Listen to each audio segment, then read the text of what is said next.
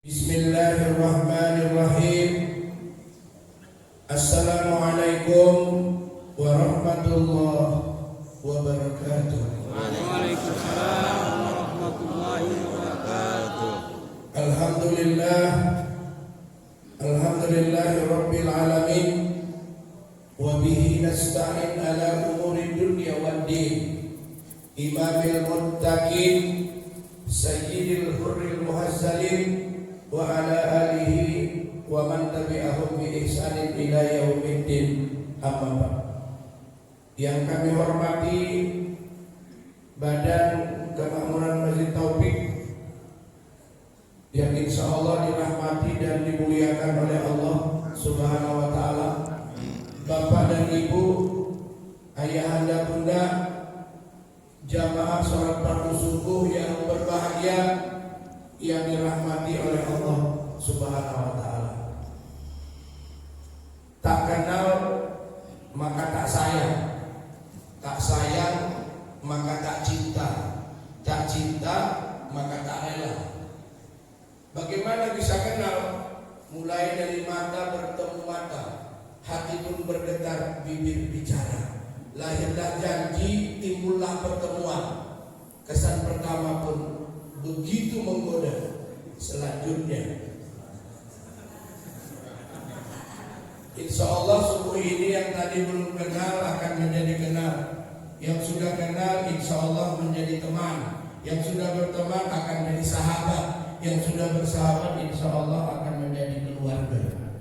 Jadi kami pagi ini dari Bamusi Baitul Muslimin Indonesia, dan saya datang dalam safari subuh di 21 kecamatan.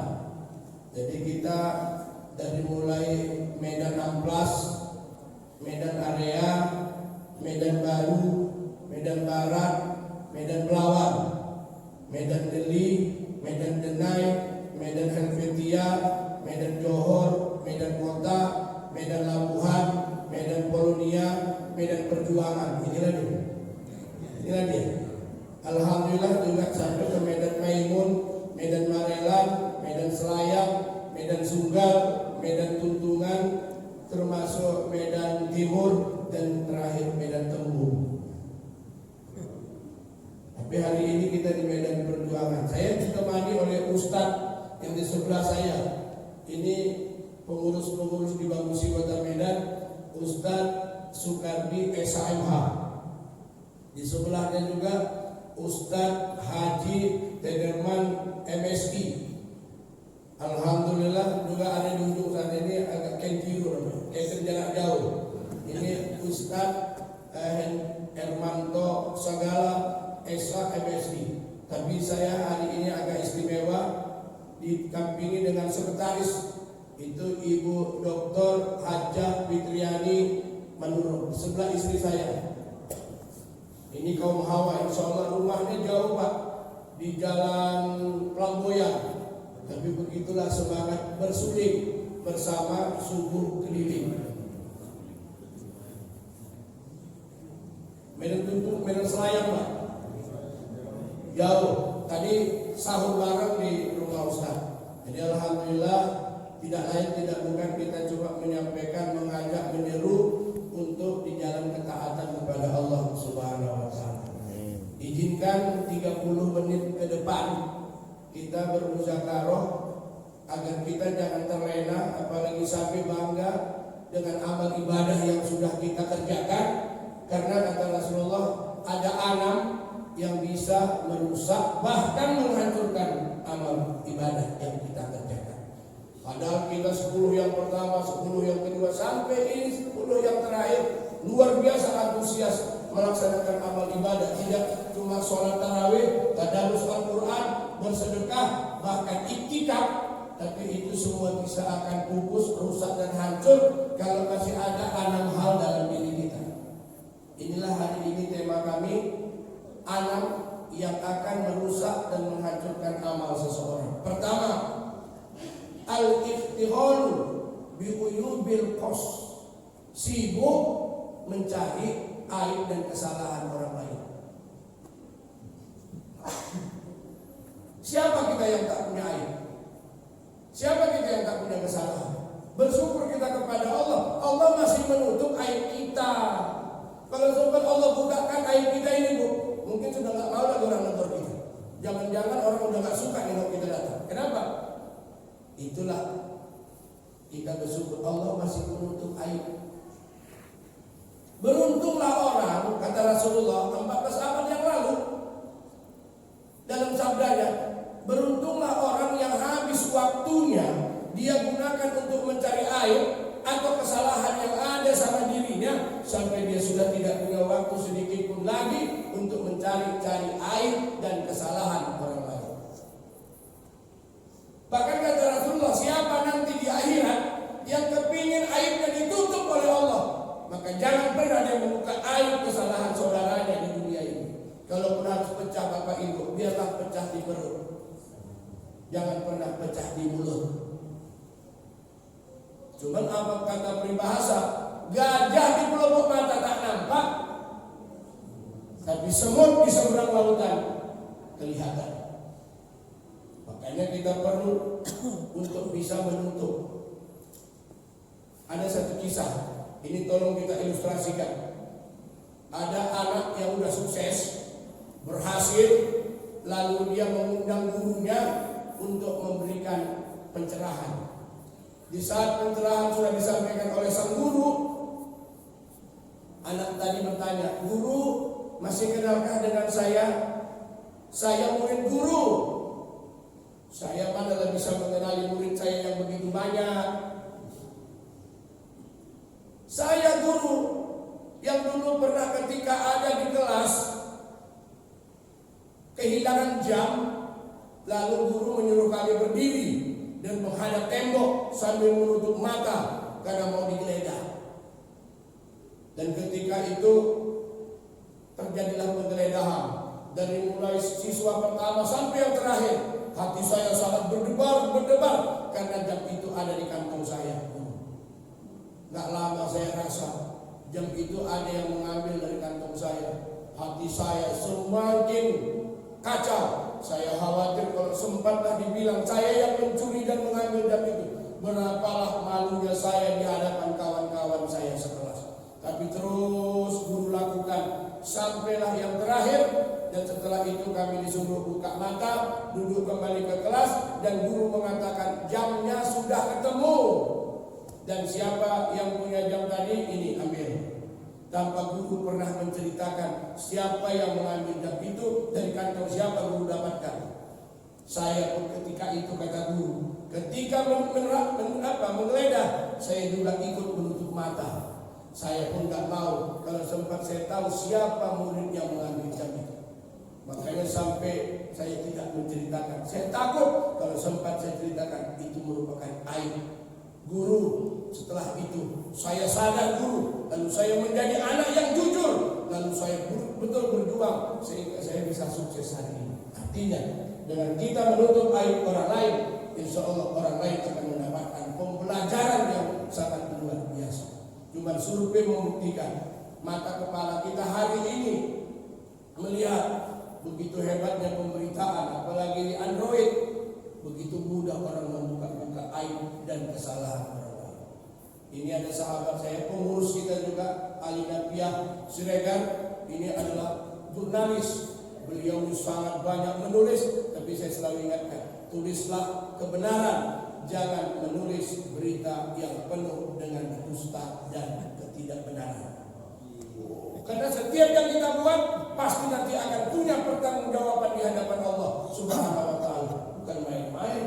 Makanya tolong yang pertama Bapak Ibu yang bisa menghancurkan amal ibadah kita, sibuk mencari aib orang lain. Satu. Yang kedua, qaswatul qulub, keras hatinya, tak bisa mau menerima nasihat. Inilah yang sangat bahaya. Merasa dirinya benar. Memang Allah suka kepada orang benar, betul. Tapi Allah tak suka kepada orang yang merasa dirinya paling benar. Makanya hati itu ada 3 kategori, Pak.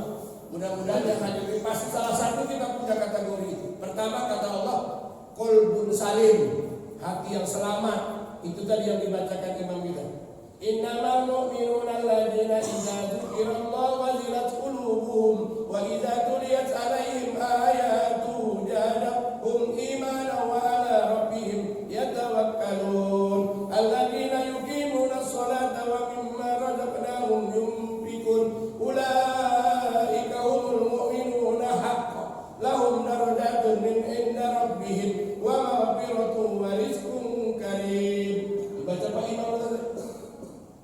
Hati yang selamat, mudah menerima kebenaran, siap diberikan nasihat, karena agama ini sendiri nasihat. Ad-dinun nasihat. Fadzakir innama anta mudzakir. Hendaklah kalian mau saling ingat dan mengingatkan. Wa tawasau bil haqqi wa tawasau bis sabr wa tawasau bil marhamah.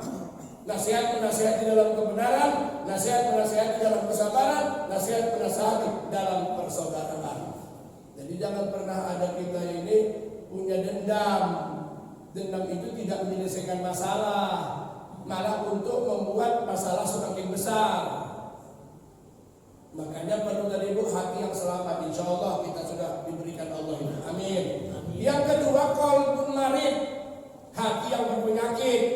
Ini banyak ini, rata-rata kita ini jujur tak bisa menengok orang lain dapat nikmat, tak bisa menengok orang lain lebih sukses, tak mau jujur mengaku kekurangan kelemahan yang ada sama dia, menutupi kelemahan marah-marah. Ada sampai puasanya pun dibilang puasa harimau. Selama puasa ditanya tidak boleh. Ngapain bertanya-tanya? Tak tahu kamu puasa. La ilaha illallah. Jadi apa pula salah orang bertanya?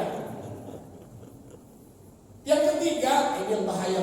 Ini yang mohon kita Allah jangan sampai dapat qalbun mayit. Apa? Qalbun mayit, hati yang mati. Kalau udah mati tidak ada yang pernah bisa menghidupkannya.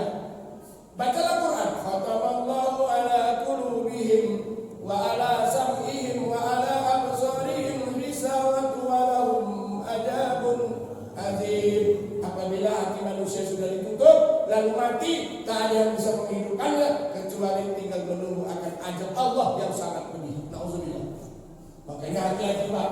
Kalau hati masih sakit, ada harapan sembuh kalau mau berobat. Apa obatnya? 5. 1. Qiyamul lail, salat malam. Ini obat menyembuhkan penyakit hati. Tak bisa 2 rakaat 4. 4 kurang 6. Masih kurang juga 8. Mau lengkap 11. Ambil wudu, dirikan sholat sunnah dulu. Usoli sunnatul wudu raka'atain lillahi ta'ala 2 rakaat. Naik lagi usoli sunnatul taubah raka'atain lillahi ta'ala. Naik lagi usoli sunnatul hajat 2 rakaat. Naik lagi usoli sunnatul tahajud. Naik lagi usoli sunnatul witir salah raka'atin lillahi ta'ala. Tapi kalau selama Ramadan, karena kita tadi habis tarawih sudah witir, malam tidak usah witir sampai 2 kali. Itulah perlunya tadi ilmu. Ibadah itu memerlukan ilmu, jangan sor-soran. Apa tadi Bu? Hati yang pertama obatnya qiyamul lail, salat malam. Yang kedua, tilawatil Quran, membaca Al-Quran. Wa nunazzilu minal Qur'ani ma huwa shifaa'un wa rahmatun lil mu'minin wa la yazidu adh-dhalimina illa khasara. Tidaklah kami turunkan Al-Quran itu kecuali sebagai rahmat dan obat buat orang-orang mukmin. Habis sholat fardu baca, nggak bisa 1 ayat 1 ain, nggak bisa juga 1 ain 1 lembar. 1 lembar masih kurang 1 juz. One juz. Bahasa apa itu? One juz. 1 hari 1 juz. Saya yakin ibu-ibu banyak murid saya dulu mengajar Al-Quran di Masjid Topik ini. Insyaallah orang-orang yang sangat gemar membaca Al-Quran. Yang ketiga, obat hati adalah zikrullah. Terus menerus tak putus-putus mengingat Allah. Inna fi khalqis samawati wal ardi wa ikhtilafil laili wan nahari la ayatin li ulil albab. Terus mau makan ku baca bismillah, mau tak lupa berdoa di setiap saat ku sebut namamu ya Allah. Sujud. Yang keempat, saum sunnah, puasa sunat. Tiap 3 hari di pertengahan bulan. Itu nggak main-main, Pak. Nanti bulan Syawal ada lagi puasa sunat 6 hari. Siapa yang sudah penuh sempurna puasa Ramadannya, lalu dia puasa 6 hari di bulan Syawal, seperti dia mempuasakan setahun penuh. Luar biasa, apa-apa. Cuma kadang-kadang karena terlalu banyak tamu, tunda-menunda. Ngapain ditunda? Yang baik segerakan, kata Rasulullah. Kalau tak baik tunda biar jangan sampai jadi. Tapi macam mana lah Ustaz? Yang wajib aja masih belang-belang. Nah itu lain soal lah. Itu gak ikut campur lah. Mungkin aja dia gak termasuk orang yang dipanggil. Karena yang dipanggil itu ya ayyuhan ladina amanu. Yang dipanggil orang beriman, bukan ya ayyuhan nas. Tidak juga ya ayyuhal muslimun. Tapi yang dipanggil siapa Pak? Udah ada iman. Karena banyak Pak orang ngaku alim, tapi bukan karena dia wara, tapi alim, agak lemah iman. Mohon maaf Pak, ada.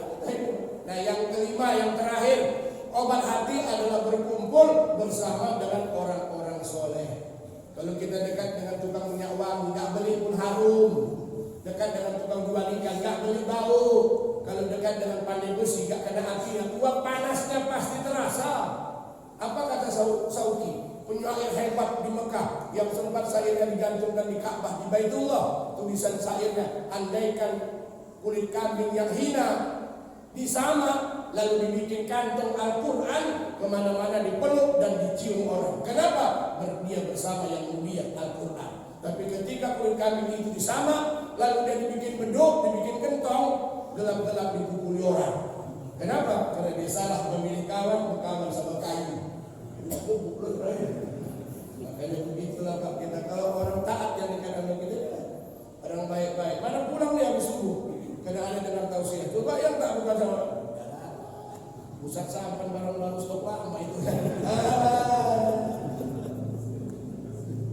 Yang ketiga, apa yang bisa merusak amal? Hubbud dunia, terlalu cinta kepada dunia. Dunia ini bu sandiwara, dunia umata, sandiwara ini Pak. Kalau kita hanya mengejar dunia, akhirat bakal tinggal. Tapi kalau kita mengejar akhirat, insya Allah dunia pasti ikut. Setuju nggak Pak? Maka kejarlah dunia, ini merupakan jalan menuju akhirat. Dan nanti setelah di akhirat nggak ada lagi jalan balik ke dunia. Karena dunia ini panah, akhirat yang kekal dan abadi. Dunia penuh tantangan, penuh cobaan, penuh misteri. Ibu dengar itu siang kan? Makanya dunia ambillah yang kita perlu. Itulah namanya zuhud. Ambil yang kita butuhkan. Jangan kita kumpul sebanyak-banyaknya yang kita juga tahu itu bakal kita tinggalkan. Tapi kumpullah segalanya yang bakal kita bawa. Ini ada sahabat saya Pak Ramli. Beliau ini banyak dulu membimbing saya ketika saya masih susah, ketika saya masih baru-baru pandai berdakwah di Babirongulu. Sampai hari ini memori itu takkan pernah bisa saya lupakan. Beliaulah yang mengasih medan tempat saya langsung berdakwah ada beberapa tahun di Babirongulu. Dari Medan saya ke Kertapi sampai siangan dijemput sama mobil ADM Pak Joharsa.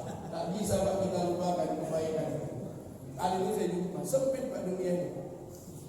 Jadi kalau kita lihat begitulah hidup ini, jangan terlalu mencintai dunia. Karena dunia itu kayak bayang-bayang. Kalau kita kejar dia lari Pak. Tapi kalau kita lari dia ngejar. Kita nggak tahu di mana rezeki kita, tapi rezeki tahu di mana alamat kita. Sama Pak. Makanya kalau pagi mau pergi keluar ditanya mau kemana Bang? Menjemput rezeki. Jangan katakan mencari rezeki. Alamatnya selalu palsu. Gak akan dapat nih.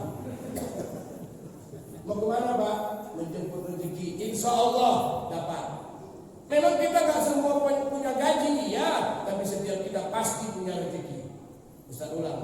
Ini perlu ada stressing point di penekanan yang khusus. Biar jangan andilau antara dilema dan galau. Apalagi udah tinggal 5 hari lagi lebaran. Aduh, ngeri kali kita menghirup-pikuk manusia yang hanya untuk memakai sesuatu yang sesaat. Ngapain dipaksain kalau kaki nomor 3 dan beli sepatu nomor 40? Kepanjangan berlebih. Kalau mau enak pakai pakaian, ukur pakai badan kita sendiri, jangan pakai badan orang lain. Kalau suami awak cuma pegawai BP 10, berangkat pagi pulang petang, penghasilan pun pas-pasan, pinggang pegal-pegal. Ya tahulah, beli yang kita perlu, jangan beli yang kita mau. Ini suami pegawai rendah, mintalah yang murah meriah berkah. Suami golongan kecil, minta yang small is in the beautiful. Kalau suami cuma ditakdirkan tukang becak, mengapa pula istri mencak-mencak memaksa suaminya untuk dia dibelikan gelang emas yang besar dan sebesar pelak becak? Nah, ini kan overacting. Kalau suaminya cuma punya BMW, becak mesin warisan.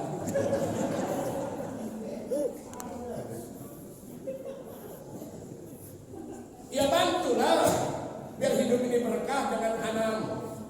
Dengan anak Pak, cara membantunya. Pertama SD, yang kedua SMP, yang ketiga SMA, yang keempat S1, yang kelima S2, yang terakhir S3. Apa itu SD? Sholat duha.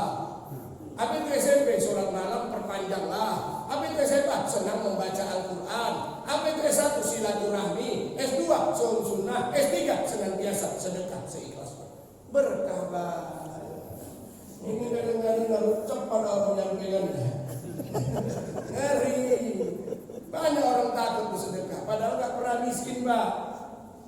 Tapi kalau tadi orangnya gambling, wah itu banyak yang miskin Pak. Aku sengsara karena judi, aku melarat karena judi, banyak utangku karena judi, judi yang membawaku mati. Gak ada orang sedekah jadi miskin. Karena begitu kita sedekah, para malaikat mendoakan, ya Allah, gantikan lebih banyak apa yang baru disedekahkan oleh hamba-Mu. Ngeri kali Pak Abadi, sedekah subuh. Hari nanti ada juga bingkisan sedikit lah, alhamdulillah Pak. Dana mau diberikan panitia untuk mesin topik kita insya Allah. Yang keempat, tulul amal, terlalu panjang anak-anak. Hidupnya penuh dengan andaikan. Jikalau umpama misalnya andai kata la ilaha illallah. Enggak ada hidup ini yang kebetulan, semuanya by proses. Jangan hidup ini instan. Anak-anak kita sekarang kan instan. 2 tahun jadi pegawai negeri udah mau pakai Pajero, anak seneng jeruk. Awak dulu tak berapa tahun dakwah, mobilnya cuma Espas, ada istri kita itu. Mobil Espas enak sekarang pahit selamanya.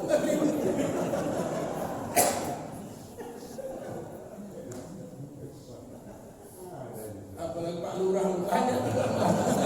Ini Pak Lurah ini pemalu, pemain masa lalu.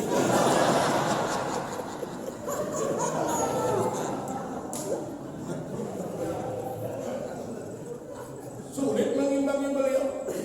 Lalat pun terbang dan begini. Banyak ilmu yang diberikan sama Ustaz. Alhamdulillah beliau sangat loyal dan banyak membantu. Jadi kalau kita lihat jangan terlalu panjang angan-angan. Ajal itu nggak menunggu taubat. Mati bukan karena tua, mati juga bukan karena sakit. Ada orang nggak sakit tiba-tiba lupa bernapas. Yang udah lupa bernapas apa lagi? Makanya bapak mau tidur mohon sama Allah betul-betul ya Allah tolong malam ini jangan sampai lupa bernapas. Lupa lewat kalian. Ada nggak yang bisa membuat umur ini panjang? Ada 2. Pertama rajin sedekah, yang kedua suka silaturahmi. Insya Allah umur barokah. Allahumma tawil umurana ya Allah. Ya Allah panjangkan umurku. Bisa. Siapa yang bisa memendekkan umur, memanjangkan umur? Yang punyalah Allah. Tinggal doanya lah ya Allah. Berhubung saya bacakan Bismillahirrahmanirrahim. Bismillahi masyaallah la yasukul khaira illallah. Bismillahi masyaallah la yusriku su'a illallah. Bismillahi masyaallah makana min ni'mati faminallah. Bismillahi masyaallah la haula wala quwata illa billah. Dengan menyebut nama Allah yang Maha Pengasih lagi Maha Penyayang, dengan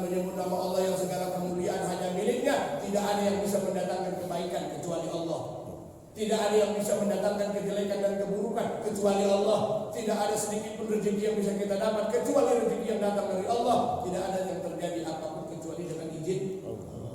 Kalau Allah mau, apa yang tak bisa? Innama amruhu idza arada syai'an ayyaqula lahu kun fayakun. Termasuk pertemuan kita subuh ini. Kenapa pula tergerak kita untuk kawan-kawan masjid yang dekat itu pusat Masjid Taufik. Alhamdulillah kita kontak pamit BKM welcome. Kalaupun nggak boleh, nggak ada tempat di Masjid Taufik untuk siapa.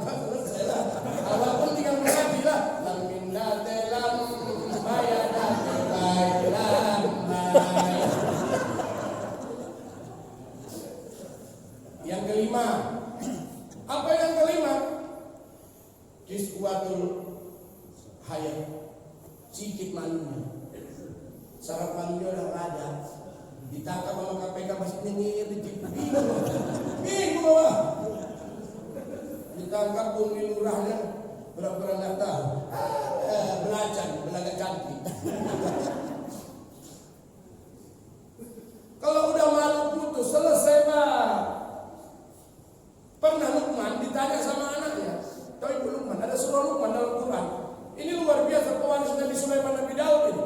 Ditanya sama anaknya, ayah, aku ingin menjadi wali Allah, aku ingin menjadi orang suci agar aku jangan bisa digoda oleh iblis dan setan. Apa yang harus aku miliki ayah?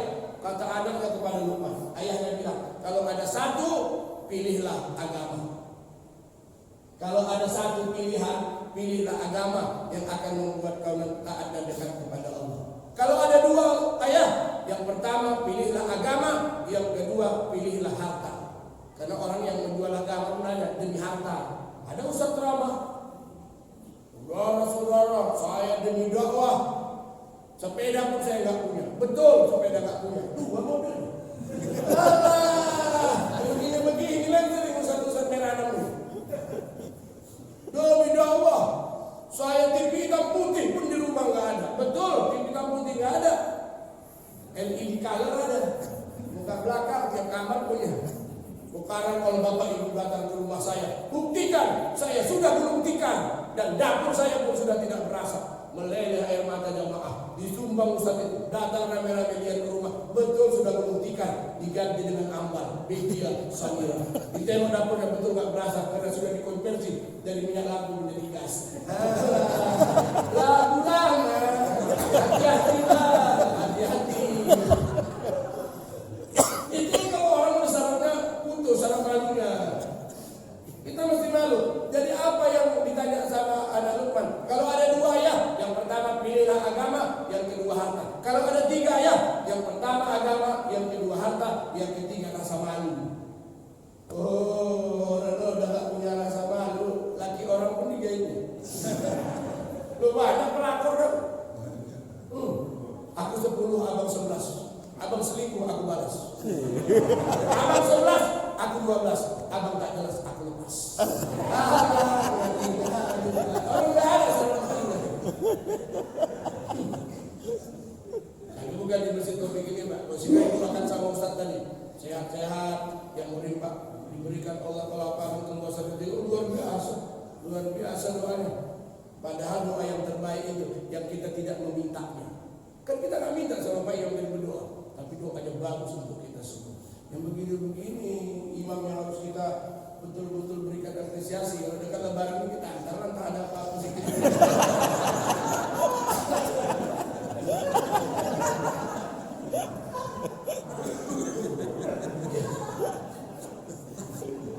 Itulah indahnya romantika hidup ini Pak. Kalau ada 4 ayat, pasti ditanya. Kalau ada 4, yang pertama pilihlah agama, pilihlah harta, pilihlah rasa malu dan akhlak yang mulia. Kalau ada 5 ayat, kalau ada 5, yang pertama harta, yang pertama agama, yang kedua harta, yang ketiga rasa malu, yang keempat akhlak yang mulia, yang kelima sifat pemurah. Belum lagi ditanya yang ke-6, kalau yang 5 itu sudah terkumpul pada dirimu, kau pasti jadi wali Allah. Setan tak mampu menggoda. Agama bagus, harta banyak, punya malu, akhlak mulia, pemurah, siapa lagi yang bisa kalahkannya? Ini kadang-kadang agama bagus, harta tak ada. Mulailah andaikan di Kalau umpama misalnya lihat Ustaz juga manusia. Banyak Ustaz Pak.